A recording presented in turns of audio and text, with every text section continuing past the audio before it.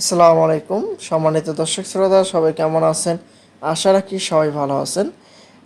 ইবতেদায়ী মাদ্রাসার এমপিওভুক্ত কতদূর এই প্রসঙ্গে অনেক আন্দোলন হচ্ছে। জাতীয়করণ কবে করা হবে? এখানে বিস্তারিত একটি আপডেট নোটিশ প্রকাশিত হয়েছে। এখানে কি বলা হয়েছে আপনাদের মাঝে সকল কিছু বিস্তারিত জানিয়ে দেওয়ার চেষ্টা করব। আশা করি ভিডিওটি মনোযোগ সহকারে শেষ পর্যন্ত দেখার চেষ্টা করবেন। আর আমাদের চ্যানেলটিতে নতুন হয়ে থাকলে অবশ্যই চ্যানেলটি সাবস্ক্রাইব করে রাখবেন। এই রিপোর্টটি 12 জুনে প্রকাশ করা হয়েছে। এখন দেখি বিস্তারিত কি বলা হয়েছে।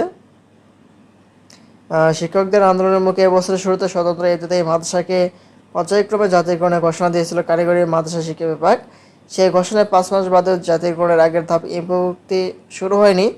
আশ্বাস বাস্তবায়নে দীর্ঘসূত্রতায় হতাশা প্রকাশ করেছেন বছরের পর বছর নামমাত্র সম্মানিত পাঠদান করে আসা শিক্ষকরা।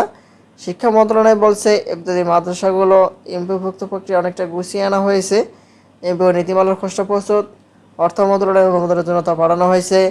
আর এমপিওভুক্তের জন্য যে ইতিমধ্যে মাদ্রাসার তথ্য সংগ্রহ শুরু হয়ে গিয়েছে। এখানে অনেক বিস্তারিত বলা হয়েছে। নীতিমালা খসড়া প্রস্তুত সম্পর্কে বলা হয়েছে, তথ্য যে সংগ্রহ শুরু হয়েছে সেটি সম্পর্কে বলা হয়েছে। আর আপনার এখানে খরচ হবে প্রায় 10 কোটি টাকা। মে মাসের বেতন সম্পর্কে বলা হয়েছে। তারপর মাসে লাগবে 10 কোটি টাকা, এখানে তাই বলা হয়েছে। আর জাতীয়করণ কবে? এখানে বলা হয়েছে স্বতন্ত্র ইবতেদায়ী মাদ্রাসা শিক্ষা ঐক্যজোটের চেয়ারম্যান কাজী মখলেছুর রহমান সম্প্রতি বিডি নিউজ 24.com-কে বলেন, আমরা জাতীয়করণের দাবিতে আন্দোলন করেছিলাম। মন্ত্রণালয় বলেছিল মাদ্রাসাগুলো এমপিওভুক্ত করে পর্যায়ক্রমে জাতীয়করণ করা হবে। অর্থ বছরের মাঝামাঝি এসে তারা মাদ্রাসাগুলো এমপিওভুক্তির যে উদ্যোগ নিয়েছেন সেজন্য সাধুবাদ জানাই। তবে আমাদের দাবি জাতীয়করণ থাকবেই।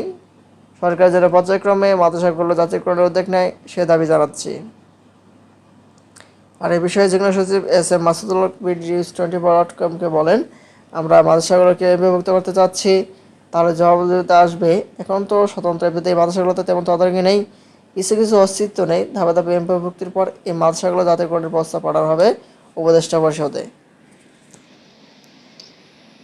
এখানে বিস্তারিত তাই বলা হয়েছে। আজকের মতো পর্যন্ত সবাই ভালো থাকবেন। যখনই এটি সম্পর্কে নতুন কোনো আপডেট নোটিশ আসবে সবার আগে আমাদের চ্যানেলটিতে পেয়ে যাবেন। তাই দেরি না করে অবশ্যই চ্যানেলটি সাবস্ক্রাইব করে রাখবেন। ধন্যবাদ সবাইকে। আসসালামু আলাইকুম।